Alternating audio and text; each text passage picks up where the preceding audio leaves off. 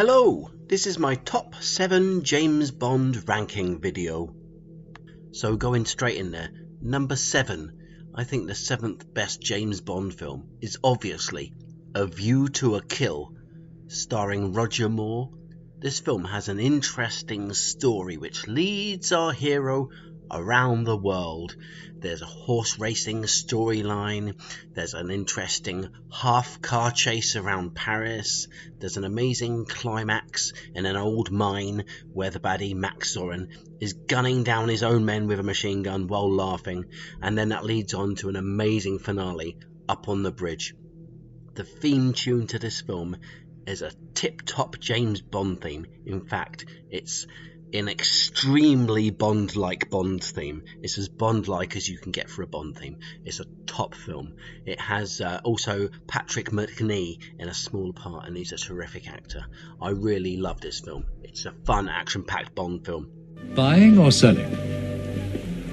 Selling? Horses. Oh, no, I'm not interested in horses. Number 6 is, I think, my 6th favourite James Bond film, Diamonds Are Forever. This is a smaller story for an older Sean Connery, but it's an intriguing and weird film. I like Charles Gray as the most weird Blofeld seen on screen. It has Mr. Wint and Mr. Kidd, two of the weirdest henchmen from any James Bond film. They give the film a very strange atmosphere and attitude. It's a very American James Bond film, I think. There's a lot of it filmed in America and set in American places. It's strange overall with the Blofeld clones and the weird mud slime at the start. And it's also a very memorable entry for Sean Connery. The scene with the coffin where the tension's ramping up, you think he's going to burn to death, and then suddenly he's just pulled out and the music stops. It's terrific stuff. It's a great film. And the 5th top James Bond film is number 5. It's The Spy Who Loved Me, or SWLM as some people possibly call it. This is a James Bond film that I grew up with the most when I was a young kid. It has great henchmen and a great main villain. I love the Egyptian setting. Jaws is of course very creepy, especially towards the start of the film where he corners the guy at the Egyptian pyramid and bites his throat out, or whatever he does. Not that you really see it, but it's very creepy. The soundtrack, nobody does it better. It's an iconic song. Check out the version by Me First and the Gimme Gimmes.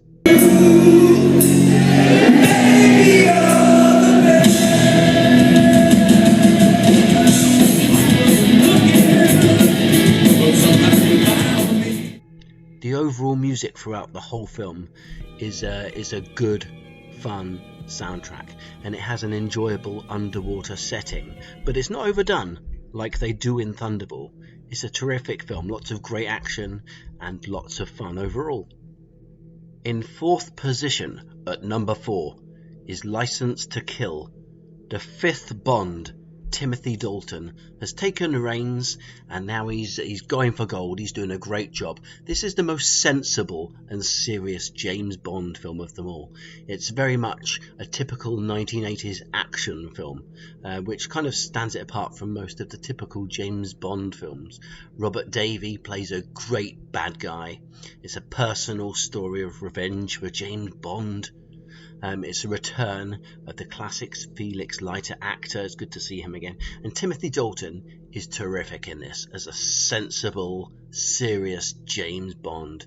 It's a little bit of a dark film, a little bit violent, and it's good. It's a terrific James Bond film, and I really do think it deserves to be number 4. My 3rd favourite James Bond film of all time is number 3, and it's called Moonraker. I think this is the most fun James Bond movie out of all of them.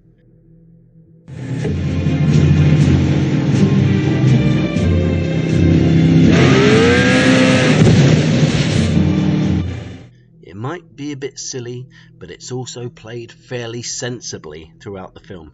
Yeah, it's got some silly ideas in it, the space stuff, but it's also filmed fairly sensibly. So I think it has a good balance. It has Hugo Drax as a great, chilling and deadly bad guy. The settings of America, Venice, South America and space is a good range of places, and Jaws is always great no matter how silly he is. And lots of people are like, oh, but Jaws isn't so threatening in this film.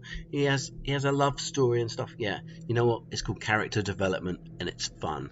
So, who cares? Right, and it also has terrific music. I think that the music for Moonraker is my favourite James Bond theme. Lots of people think it's a bit too laid back, but no, they're wrong. I'm right. This is a terrific James Bond theme music, although the singer maybe doesn't understand the story. Second is my second favourite James Bond film. It's Live and Let Die. This film actually doesn't have Q in it because they didn't want the film to be gadget dependent, which is funny because he's actually given gadgets anyway by Moneypenny. This is an interesting shake-up to the Bond films. There's New Orleans, the Caribbean, and it has this bad guy, Mr. Big. He's actually quite a likeable guy. I don't know how else to put it. He doesn't come over as being particularly threatening, and he seems quite jovial. I quite like him. And this film has lots of memorable henchmen. Teehee, Whisper, Baron Samedi, and it's overall got a very strange voodoo setting and a touch of the supernatural. What with Baron Samedi keep coming back to life after he gets his head shot, he lands in a pile of snakes, and he just keeps coming back. The soundtrack to this film is entirely memorable and terrific and fun. It's got an excellent boat race scene, and even though it has a very serious story overall, what with the drugs and stuff, it also has a touch of silliness with the sheriff, who I quite like. He's a good character. Okay, thanks very much. And number one, which is my very first and favourite James Bond film, is of course The Man with the Golden Gun, and I'll explain exactly why it's the best. It has the settings, it has Hong Kong, Thailand, it has lots of stuff going on in the East. It's a very fun and serious and silly film. All three, perfect balance. Fun, serious, silly. It has Nick Nack. What a fun and amazing and interesting character.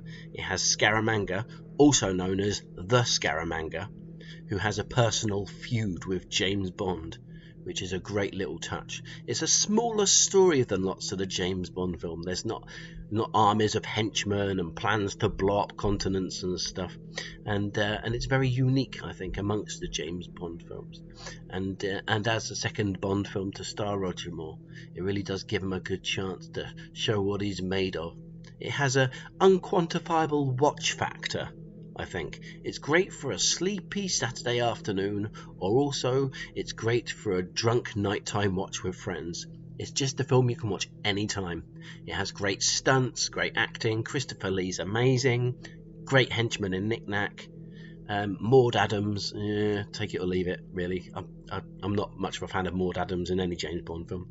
But other than that, the theme tune's good. The pre movie sequence at the start is good. The pre-title sequence, the whole film is terrific. It's terrific. The Man with the Golden Gun, 10 out of 10. What a film! Thanks for watching my terrific list of James Bond films. I bet you agree exactly. But if you have a slight deviation to what I just said, please go ahead and tell me below in the comments. Thanks. Bye.